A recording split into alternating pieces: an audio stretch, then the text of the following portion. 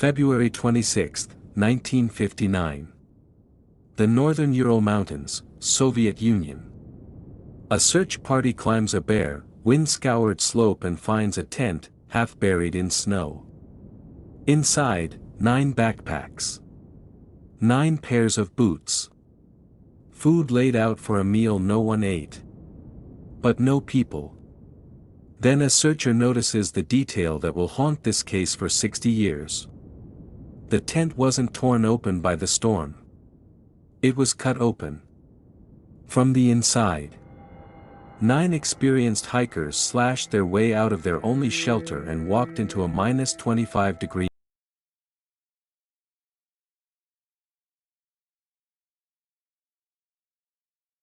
Three weeks earlier, 10 skiers had set out from the Ural Polytechnical Institute.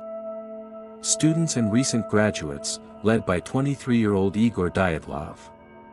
No amateurs, this was a grade 3 expedition, the era's highest difficulty rating, bound for a mountain called Otorten.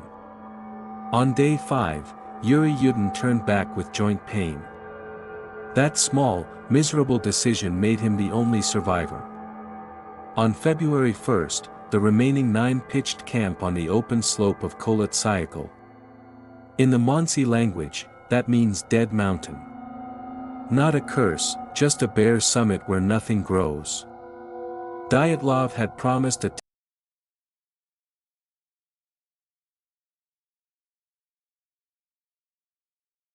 When searchers reached the tent, they found something stranger than the cut canvas: footprints. 8 or 9 sets, leading downhill in a loose, orderly line. Prints left by socks, bare feet, a single boot. Not the scattered chaos of a panicked sprint. A group, walking together, away from everything keeping them alive. The trail pointed toward the forest, a mile below. At its edge, under a towering cedar, searchers found the remains of a small fire, and the first 2 hikers, dead in their underwear. Between the cedar and the tent lay 3 more, Dyatlov among them. Spaced along the slope, facing uphill, dead of hypothermia while fighting their way back to the very tent they had fled. That accounted for 5. The other 4 took 2.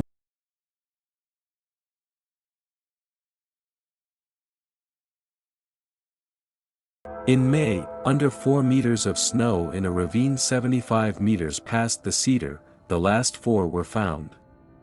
They were better dressed than the others, wearing clothes taken from their dead friends. And their injuries made no sense. 1 had a fractured skull. 2 had chests crushed with a force the forensic examiner compared to a car crash. Yet almost no external wounds, as if the pressure had come through something soft. 1 hiker, Ludmila Dubinina, was missing her tongue. Then lab tests found faint radiation traces on a few items of clothing. The Soviet investigation closed that same month with a single, maddening sentence: the hikers died because of a compelling natural force which they were unable to overcome. The files went into the archive. The area was closed to expeditions.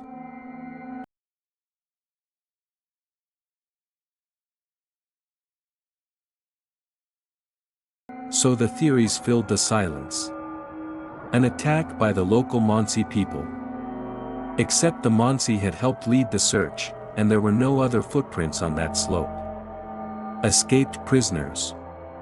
Same problem. Secret weapons tests, fueled by glowing orbs in that winter's sky. Orbs that match documented rocket launches. Infrasound.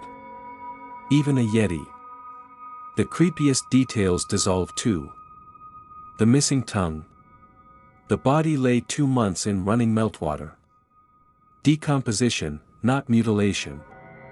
The radiation. 1 hiker had helped clean up a 1957 accident at the Mayak nuclear facility. The contamination came home on his clothes.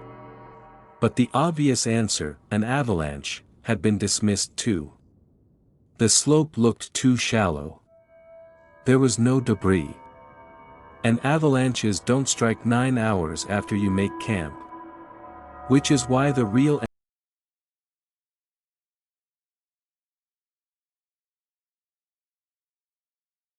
In 2019, Russia reopened the case. In 2020, it concluded the group fled a snow slab and froze. Critics called it vague. The old objection stood. Then, in 2021, two scientists, Johann Gaum, an avalanche specialist, and Alexander Puzrin, a landslide expert, published a peer-reviewed model that answered them one by one. The slope wasn't really too shallow. Beneath the smooth snow lay a hidden step of terrain, locally steep enough to slide. To pitch the tent, the hikers had cut into the slope. Standard practice, but it sliced the base of the snowpack above them. That night, brutal downslope winds piled fresh snow onto the weakened slab. Until, about 9.5 hours later, it failed. The impossible delay, explained. The slab was small, roughly the size of a car. Wind and 25 days of snowfall erased every trace before searchers arrived. And the injuries? The victims lay rigid on bedding stretched over their skis. A dense block falling on a body pinned against a hard base crushes ribs and skulls while barely marking the skin. To prove it, the researchers used two tools nobody in 1959 could have imagined: crash test data from the 1970s auto industry, and snow simulation code borrowed from Disney's animators, built for the movie Frozen. Suddenly, the night reconstructs itself. A wall of snow slams onto the tent, injuring some. The others cut their way out and do what mountaineers are trained to do after a slide: get off the slope.